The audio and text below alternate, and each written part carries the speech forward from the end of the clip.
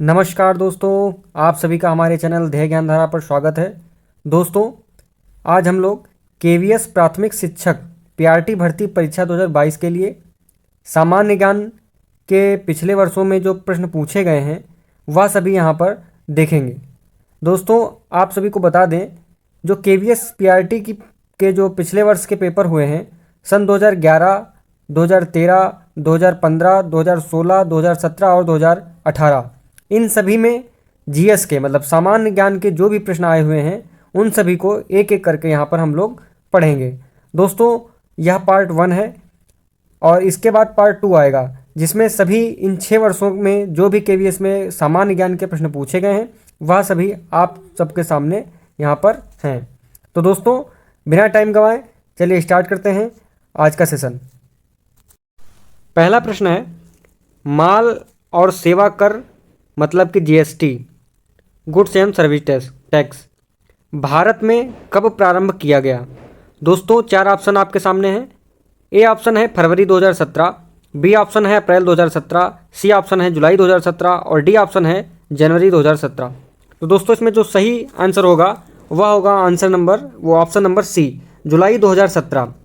दोस्तों, जो जीएसटी है माल और सेवा कर, यह दोस्तों जुलाई 2017 में प्रारंभ किया गया था।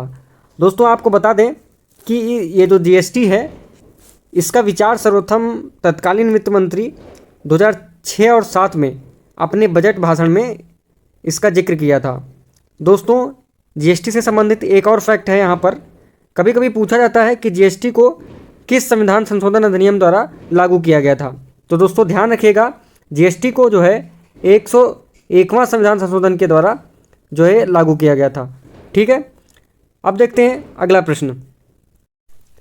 दिल्ली की सुरक्षा प्राचीर में निम्न में से कौन सा इब्न बतूता के द्वारा सबसे उत्तम दरवाज़ा बताया गया। तो दोस्तों, इब्न बतूता ने इनमें से कौन सा सबसे उत्तम दरवाज़ा बताया जो कि दिल्ली की सुरक्षा प्राचीर कहलाता था या कहा जाता था। इब्न बतूता ने उसको उत्तम दरवाज़ा बताया। तो दोस्तों, इसमें जो करेक्ट ऑप्शन हो जाएगा वह हो जाएगा बदायूं का दरवाज़ा। ऑप्शन नंबर बी इसमें सही हो जाएगा। बदायूं दरवाज़ों को जो है इब्न बतूता ने सबसे उत्तम दरवाज़ा बताया था। अगला प्रश्न देखते हैं। अगला प्रश्न है, चिपको आंदोलन का संबंध किस राज्य से है। 4 ऑप्शन दिए हुए हैं, उत्तराखंड, छत्तीसगढ़, मध्य प्रदेश और झारखंड। तो दोस्तों, चिपको आंदोलन जो है इसका संबंध उत्तराखंड राज्य से है। आप सभी जानते हैं, काफ़ी आसान प्रश्न है ये, उत्तराखंड राज्य से है। कभी कभी इसका उद्देश्य भी पूछ लिया जाता है कि चिपको आंदोलन का उद्देश्य क्या था। तो दोस्तों याद रखिएगा, चिपको आंदोलन का उद्देश्य वन संरक्षण करना था। ठीक है, इसमें क्या होता था, जब यह आंदोलन लागू हुआ था या चला था तब क्या करते थे, इसमें जो आंदोलन करता थे वह पेड़ पर जाके जो है पेड़ के सामने जाके पेड़ पर चिपक जाते थे। जब पेड़ की कटाई करने कोई आता था तो वह पेड़ से चिपक जाते थे, इसी से इसका नाम पड़ गया चिपको आंदोलन। दोस्तों, अगला प्रश्न है, बांग्लादेश के ग्रामीण बैंक का संस्थापक कौन था।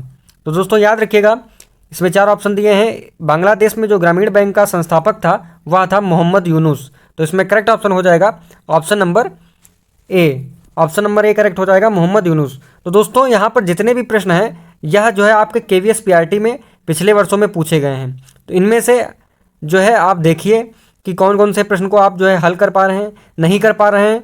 तो आप इन प्रश्नों को अवश्य देखिए, क्योंकि प्रीवियस ईयर किसी भी एग्ज़ाम का प्रीवियस ईयर देखना इसलिए ज़रूरी हो जाता है कि इससे एक आइडिया मिल जाता है कि आगे आने वाले एग्ज़ाम में किस टाइप के क्वेश्चन पूछे जा सकते हैं या जो प्रश्न है कौन से टॉपिक को टच करते हैं। दोस्तों, अगला प्रश्न देखते हैं। निम्नलिखित में से कौन सी नदी चीन, भारत और बांग्लादेश से होकर बहती है। 4 ऑप्शन दिए हुए हैं, सिंधु, गंगा, चांगजियांग और ब्रह्मपुत्र। तो दोस्तों, इसमें जो करेक्ट ऑप्शन हो जाएगा वह हो जाएगा ऑप्शन नंबर डी, ब्रह्मपुत्र।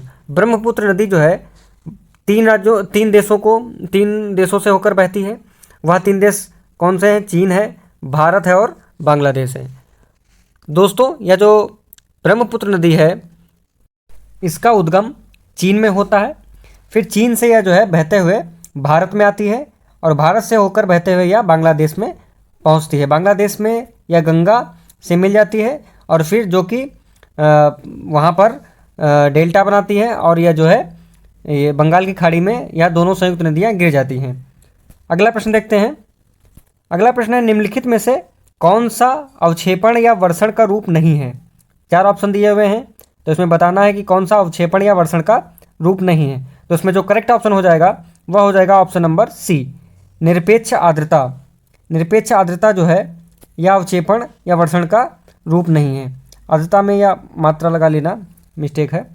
अगला प्रश्न है पृथ्वी पर जल के संसाधन हैं।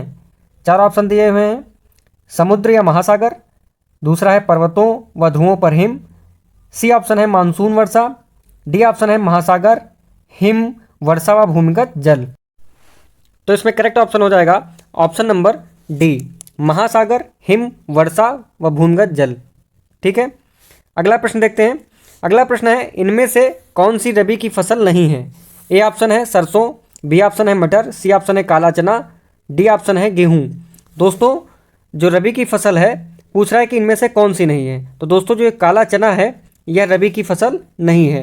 बाकी ये जो आपकी तीनों फसल हैं सरसों, मटर और गेहूं, यह जो है रबी की फसल है। ठीक है, काला चना जो है ये रबी की फसल नहीं है। तो इसमें जो करेक्ट ऑप्शन हो जाएगा वो ऑप्शन नंबर सी, काला चना। अगला प्रश्न देखते हैं।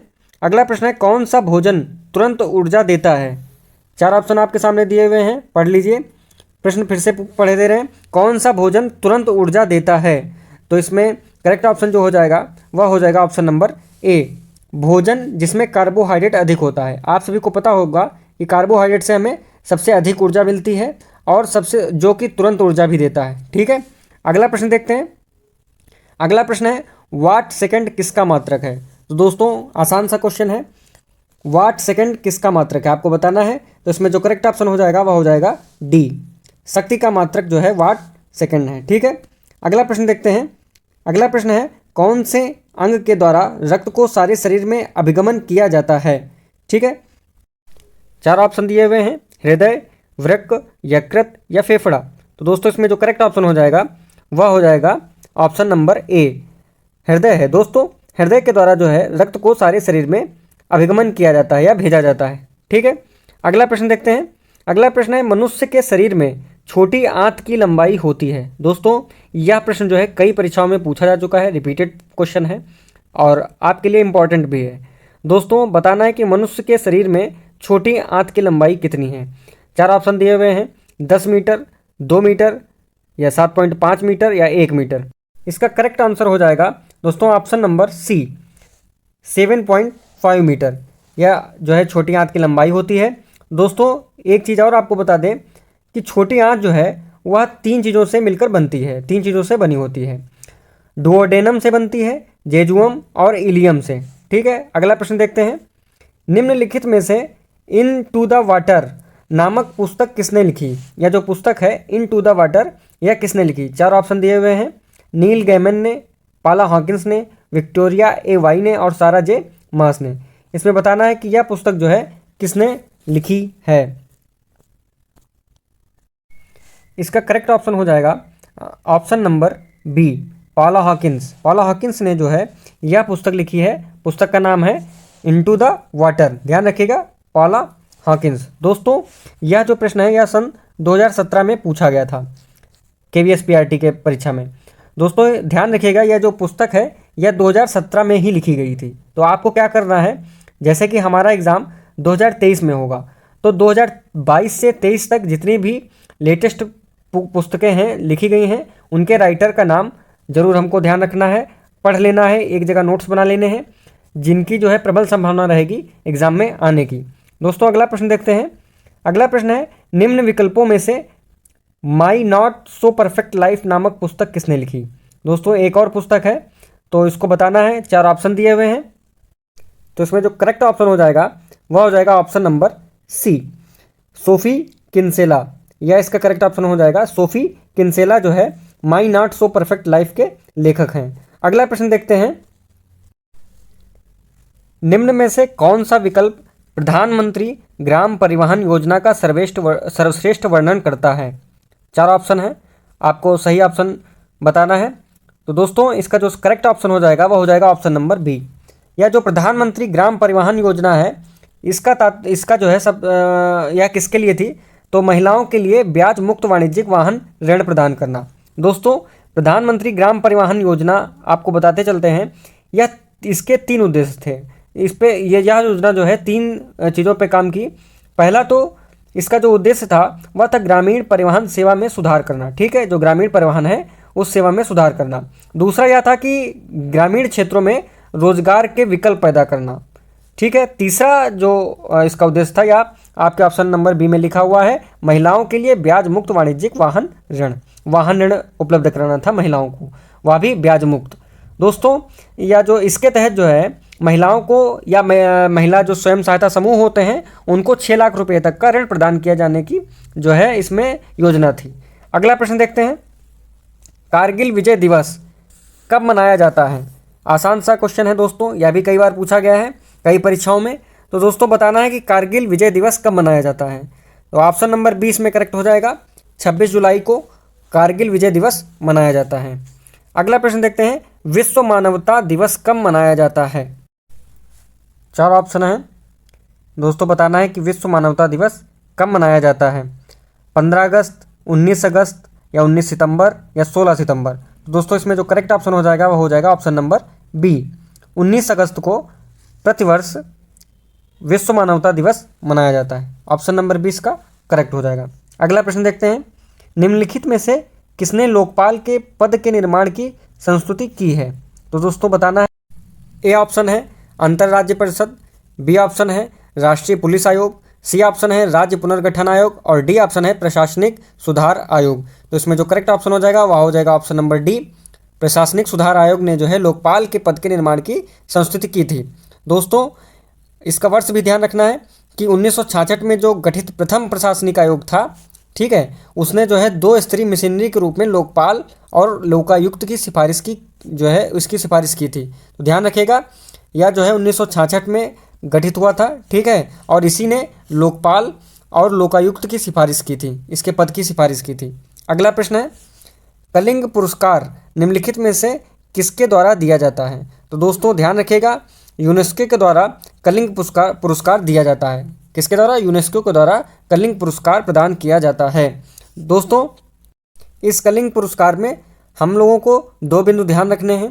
पहला बिंदु तो यह है कि यह कलिंग पुरस्कार किस लिए दिया जाता है और यह कलिंग पुरस्कार सर्वप्रथम कब दिया गया था।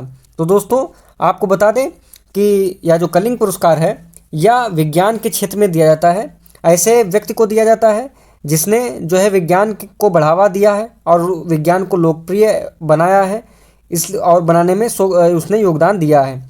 दोस्तों दूसरा पॉइंट यह है कि यह पुरस्कार सर्वप्रथम कब प्रदान किया गया? तो यह पुरस्कार सर्वप्रथम सन 1952 को प्रदान किया गया। ध्यान रखिएगा सभी लोग, सन 1952 को प्रदान किया गया। अगला प्रश्न देखते हैं। अगला प्रश्न है, यूनेस्को की कामकाज की भाषा है? तो दोस्तों इसमें 4 ऑप्शन है, आप पढ़ लीजिए चारों ऑप्शन। मैं करेक्ट ऑप्शन इसका बताता हूँ। यूनेस्को की जो कामकाज की भाषा है, कामकाज मतलब कि यूनेस्को के जितने भी वर्क होते हैं, कार्य होते हैं, वह किस भाषा में किए जाते हैं। तो दोस्तों आपको बता दें, यूनेस्को के जितने भी कार्य हैं वह अंग्रेजी, फ्रेंच और रूसी 3 भाषाओं में किए जाते हैं। बहुत ही महत्वपूर्ण प्रश्न है, इसको आप लोग ध्यान रखिएगा। ए ऑप्शन इसमें करेक्ट हो जाए, सॉरी इसका ए ऑप्शन करेक्ट हो जाएगा, अंग्रेजी, फ्रेंच और रूसी, ठीक है, ए ऑप्शन अंग्रेजी, फ्रेंच और रूसी।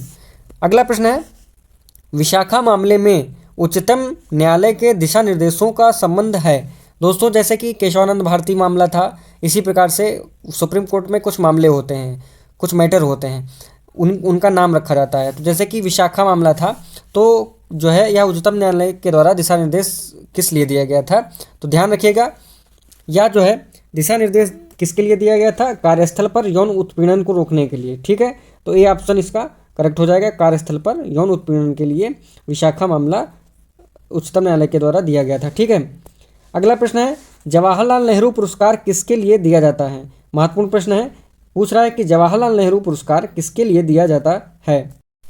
दोस्तों यह जो जवाहरलाल नेहरू पुरस्कार है, यह विश्व के लोगों के बीच अंतर्राष्ट्रीय समझ, सद्भावना और मैत्री या मित्रता बढ़ाने के लिए दिया जाता है। तो यह जो है इसमें देखते हैं कौन सा करेक्ट ऑप्शन हो जाएगा। तो जैसे कि ऑप्शन नंबर डी दिया हुआ है, अंतर्राष्ट्रीय समझ, जवाहरलाल नेहरू पुरस्कार अंतर्राष्ट्रीय समझ के लिए दिया जाता है। दोस्तों इस पुरस्कार में जो है जो राशि प्रदान की जाती है वह कितनी होती है, यह भी पूछा जा सकता है। तो ध्यान रखिएगा, इसमें जो राशि प्रदान की जाती है वह 25 लाख रुपये होती है। ठीक है दोस्तों, ध्यान रखिएगा 2022 का जो यह जवाहरलाल नेहरू पुरस्कार दिया गया दोस्तों, यह दिया गया डॉक्टर तनुज मिश्रा को। ठीक है, जिन्होंने सामाजिक विज्ञान के क्षेत्र में यह पुरस्कार जो है पाया है। ठीक है, अगला प्रश्न देखते हैं, इन विकल्पों में से मेरे काम की आत्मकथा कौन सी है। यह भी कई प्रश्नों में पूछा गया है, रिपीटेड क्वेश्चन है। तो ए ऑप्शन दिया हुआ है टू कलर्स, बी ऑप्शन है playing it my way, C option है truth always prevails, D option है अनब्रेकेबल। ठीक है, तो इसमें जो करेक्ट ऑप्शन हो जाएगा वह हो जाएगा ऑप्शन नंबर डी, अनब्रेकेबल। या जो है अनब्रेकेबल, या जो है मेरी काम की आत्मकथा है, ऑटोबायोग्राफी। ठीक है, मैरी कॉम जो है आप सभी जानते होंगे, नाम से परिचित होंगे। मैरी कॉम एक भारतीय मुक्केबाज खिलाड़ी हैं जो कि मणिपुर राज्य की रहने वाली हैं, मणिपुर राज्य से संबंधित हैं। ठीक है, अगला प्रश्न देखते हैं दोस्तों। अगला प्रश्न है, और इस सीरीज का हमारे सामान्य ज्ञान पार्ट 1 का या आखिरी अंतिम प्रश्न है दोस्तों। इसके बाद एक पार्ट 2 आएगा जिसमें अन्य वर्षों के जो प्रीवियस ईयर बचे हुए हैं सामान्य ज्ञान से संबंधित, हम उनको उस पार्ट में समाहित करेंगे। और दोस्तों आप सभी को एक बिंदु और बता दें कि इसी प्रकार से जो हमने यह सीरीज स्टार्ट करी है प्रीवियस ईयर प्रश्नों की, हम हर सब्जेक्ट के प्रीवियस ईयर आप लोगों के सामने लेके आएंगे। आप सभी इनको एक बार ज़रूर देखिएगा, जिससे कि आपको यह अंदाज़ा हो सके कि जो है किस सब्जेक्ट से, किस एरिया से कैसे प्रश्न पूछे जाते हैं। तो दोस्तों देखते हैं अंतिम प्रश्न, तानसेन कौन थे। तो दोस्तों ध्यान रखिएगा, 4 ऑप्शन दिए हुए हैं, तबला वादक, संगीतज्ञ, शास्त्रज्ञ, या संगीतज्ञ, या वीणा वादक। तो दोस्तों तानसेन जो है एक संगीतज्ञ थे, तो इसमें जो करेक्ट ऑप्शन हो जाएगा वह हो जाएगा ऑप्शन नंबर सी, संगीतज्ञ। तानसेन पूछ ले कोई कौन थे तो संगीतज्ञ थे। ठीक है दोस्तों, इसी के साथ हम धन्यवाद करते हैं आपका इस वीडियो को अंत तक देखने के लिए। और दोस्तों अभी तक आपने अगर जो हमारा चैनल सब्सक्राइब नहीं किया है तो आप सब्सक्राइब कर लीजिए और अपने दोस्तों के साथ शेयर कीजिए। धन्यवाद।